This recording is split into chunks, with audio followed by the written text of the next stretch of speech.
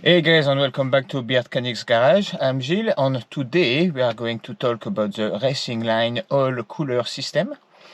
So if you have been on our channel before, a few weeks ago I've actually installed the kit on my Audi S3 8V. I'll put a link in the description at the end of the video and in the corner if you want to see the installation video.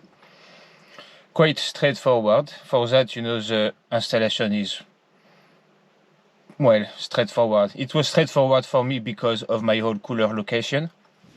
Otherwise, you will need to take the bumper off. But anyway, that is the installation.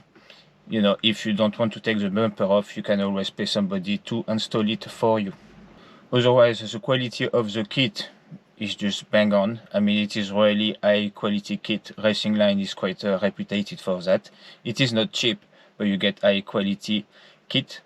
I will say that it could have worked slightly better with their catch can system. I'll put some shot of it now, but if you install both, like I've done on my car, it does get a bit busy in there, and I actually had an issue of one of the pipe rubbing a bit against the basically the catch can little tap so that you can empty it without removing the catch can. So I had to kind of like zip tie it out of the way to solve the issue. Apart from that, perfectly fine. After, for what it's supposed to do, cooling down the oil, definitely work as well. Recently we've been having like 20 degrees temperature outside, so it's been quite warm. And sometime when I drive with a bit of hard driving with the car, it was easy to see like 106 108 temperature in the as a coolant. By the way, if your car doesn't show that temperature, check out in the description or in our playlist. We have a video that show you how you can display it in your instrument, just in front of you basically, which is very useful. And yeah, so it was easy 106 108. I haven't seen the 3-digit since I've installed this kit. I think once I picked at 98, but generally, even with hard driving, it's around 96. So it definitely works. And I also don't have it in the optimal position. Their kit is designed to go slightly lower when mine is slightly higher, which, one could argue just even a few centimeters lower, you will catch slightly cooler air, which obviously will increase your cooling. In my case, like I've said during the install, it's not going to stay there forever. Eventually, I want to actually do a custom grill, and it will be integrated into that, not just popping out like that at the front where you can get a lot of damage. So far, it hasn't been too bad. I'll put shot of the front, a tiny little bit of like, you can see the paint is gone here and there, but really not much considering, I've drove it just as hard as usual with it. Obviously, if you have a little bash with your front bumper, that's going to hit first. Me, I've got the registration plate holder, which is stainless steel, so that will hit first.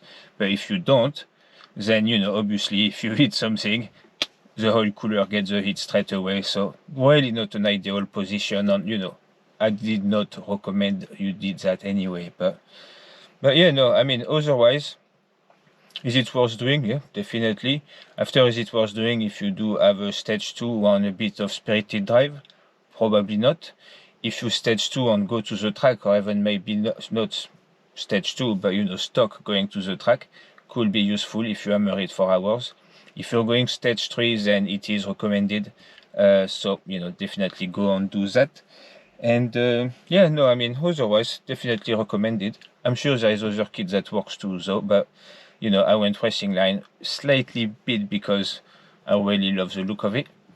But one thing that they don't make obvious as well is that it's not just an oil cooler, it's also an oil filter system. So the oil filter housing on the oil filter are replaced with a kit that looks a lot better and a high flow filter. So the filter is supposed to improve the flow by 5, which it's good when you want to go for performance.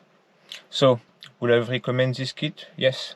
If you have the money, it does make your engine bay look a bit sexier. I would say definitely spend the money on get the kit. If you don't have the cash, look at alternatives. There is plenty of good options out there as well. And yeah, I mean, that's pretty much it. Can't really fault the kit.